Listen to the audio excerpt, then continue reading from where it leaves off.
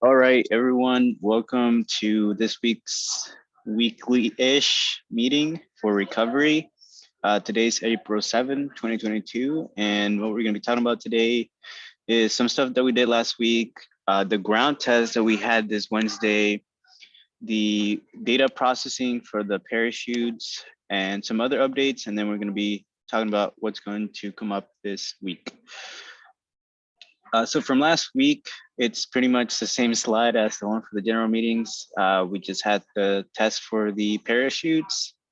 We continue working on the black powder and CO2 calculator. We took all the weights for all of the recovery components, and we had our second standalone ground test. There was another name for this. Oh yeah, I called it initial ground test. And then I realized it kind of didn't make sense because we had two of them. So I changed the name to standalone because we're only testing the different components by themselves without the airframe and without any of the parachutes or cords. So the ground test, I'm going to play the video first because I think they turned out pretty cool. So I'm just gonna mute myself real quick and then I'm just gonna play the videos.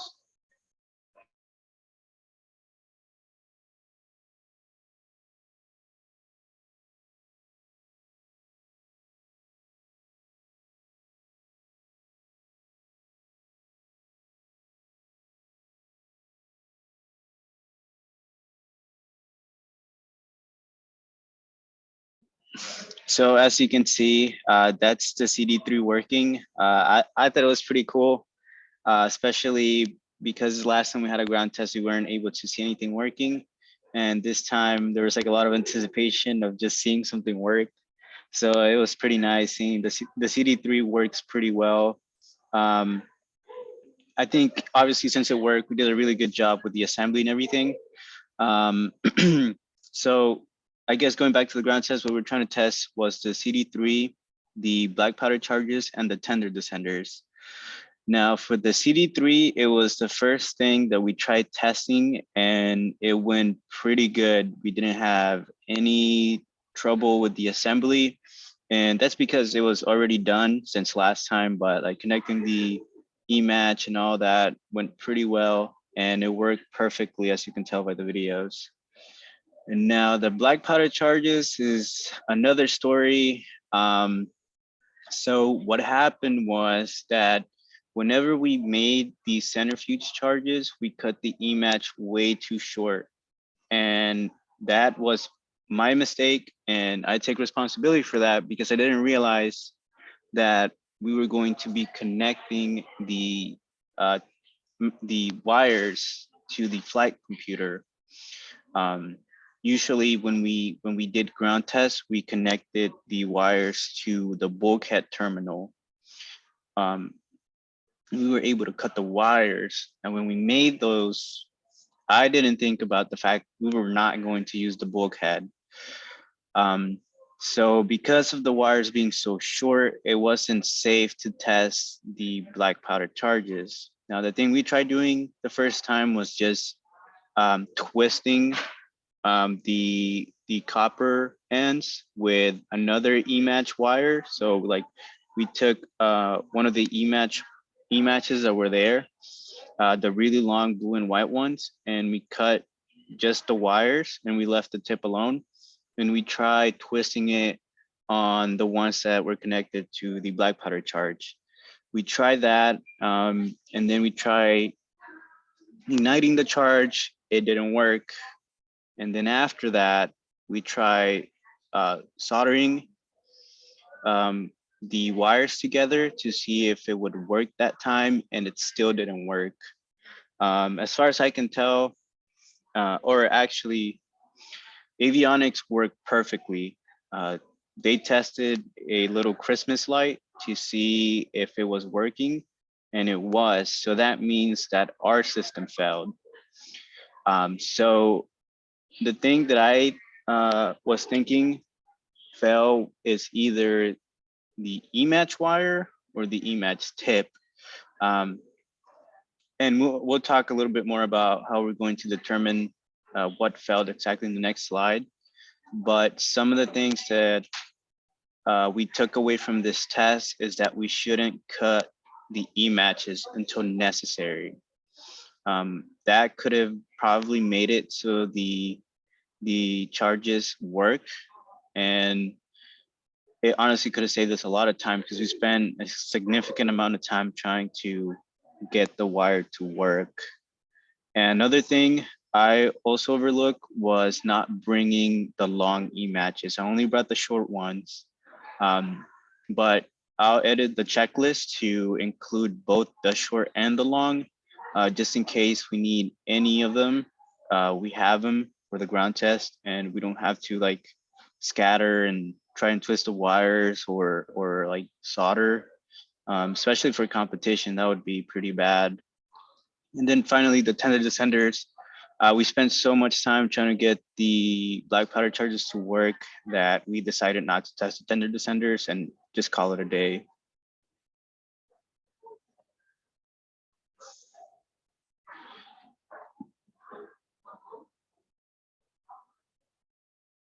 Okay, so I guess the analysis we have to do is just testing the e-match. So we're going to take apart that centrifuge charge and we're going to test it. My hypothesis is that it's either the solder wire didn't allow it to fire because it wasn't a good connection, or what I think most likely happened is that the tip shorted. So I don't have a picture of the charges here, but I know it was epoxy, like the wire was epoxied at the bottom of the centrifuge tube, and we had them for a long time and we twisted them. So since it was pretty much glued to the tube, I'm guessing there was a lot of tension or compression, not sure what it would be, where the epoxy and the wire are glued together. So maybe the tip shorted there and that meant we couldn't ignite it, or it was the actual wire. So the test we have to do is first test it how it currently is, just to see if it was in fact another like avionics error or avionics, or like if it fails, if we get it to ignite the way it is, then that means that there was something going on with avionics. And then if it still doesn't ignite, then we'll connect just the wires without the solder additional wire to see if it works. If that still doesn't work, then we have to find a way of testing just the tip. Maybe we could like try and see, like cut the copper wire really short to see what's going on at the tip of the e-match. So once we do that, I mean, we'll see what happens. And then upcoming, as far as ground tests go, we have another one scheduled for next Wednesday at the same time, so 1 p.m. And this time we're going to be testing it with the shear pins and the nose cone, the bulkhead, the upper airframe. And this is because we need to test all of our components as soon as possible. So we know the CD3 works, so this time we'll leave the CD3 for last. And we also have to clean it up because after you use it, you're supposed to clean it up. I might do that today. I really don't want to wait a long time because black powder is corrosive. So we have to do that as soon as possible. But yeah, we'll test the CD3 last. We'll try and test first are going to be the black powder charges again, and then the CD3, I guess, and then the tender, or sorry, the tender descenders, because we still haven't tested those, and then lastly the CD3.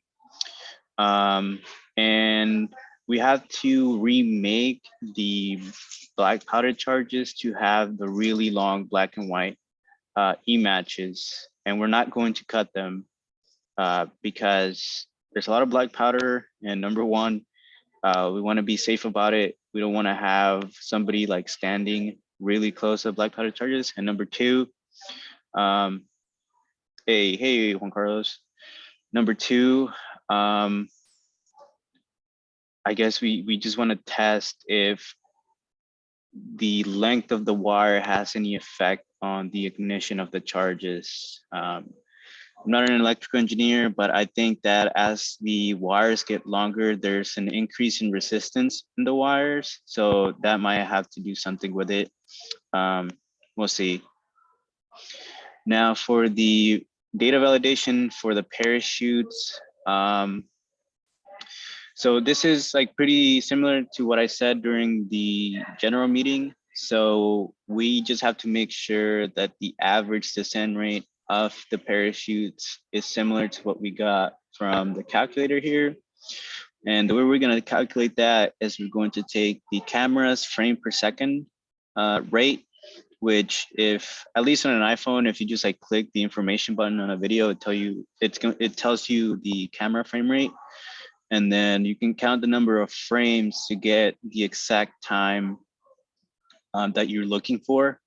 So in this case, we would have to find the time when the parachute completely opened to when it hit the ground.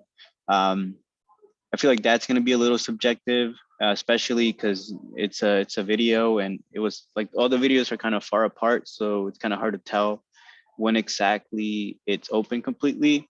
That might lead to a little source of error, which is going to give us like a hopefully a slightly off value from what we get in the calculator here.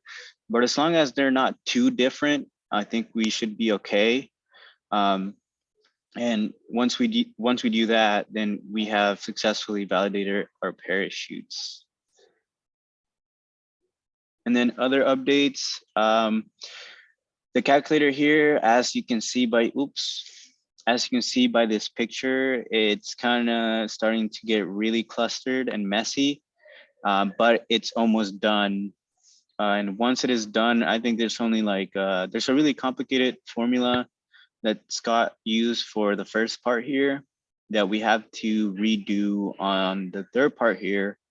But it's really long, so it's just putting all the reference cells and all that into that cell there. And then from there it should be kind of straightforward. But once that is done, it should be pretty much completed. I was considering creating an instruction manual to explain to future recovery members, as well as anybody else working on their personal rocket that would like to use the calculator, how to use it. Because if we just have it here on the side, it's kind of awkward, especially because you can't give too much detail, else it's going to be really, really long. So I was thinking about having like a short document that explains how to use it and the sources, all the formulas we're using and all that. So in case anybody in the future wants to use it, but I think if somebody wants to add more features to it and all that, they can look at like the resources that we use.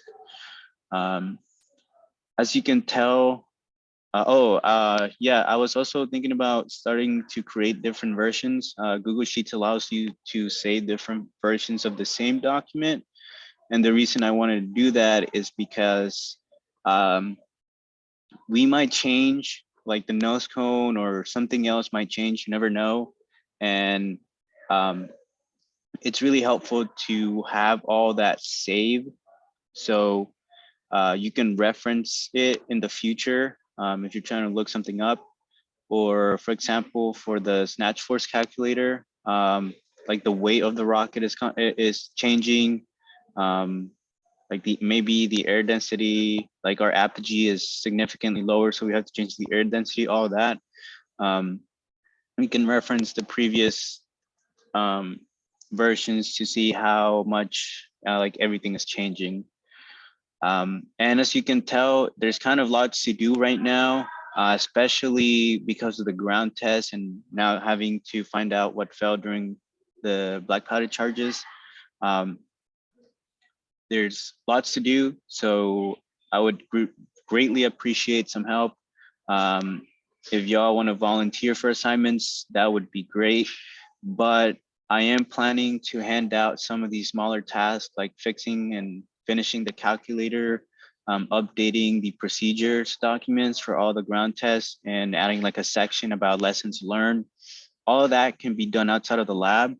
So either tomorrow, Saturday, or Sunday, I'm going to plan exactly what needs to be done and then hand it out in the Discord. Um, I'm gonna try and see if people volunteer first, but if not, I'll DM members so they can do something. Um, I'm gonna try to reach out to those members who like haven't been able to make it to the lab. Because the ones that do come to the lab, obviously we do work in the lab. So I don't wanna like give y'all too much work. So just keep an eye out for that. And last part here. So on Monday, we're gonna see what happened with the image. We're gonna test it. We're gonna redo the black powder charges.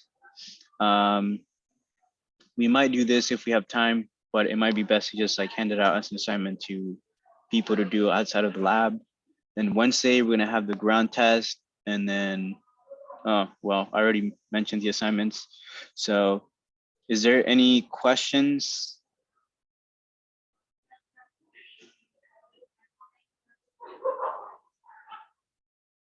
No questions? All right. In that case, that is it for today's meeting. Don't forget, there's an AIAA trivia night event today. I think it's a great opportunity to meet members that are not in recovery, as well as the officers, the sub-team leads, everybody in the team, as well as people in hobby or UAV. So if y'all can, I'll see you there. All right, that is it for today's meetings. I'm going to stop the recording now. Let's see.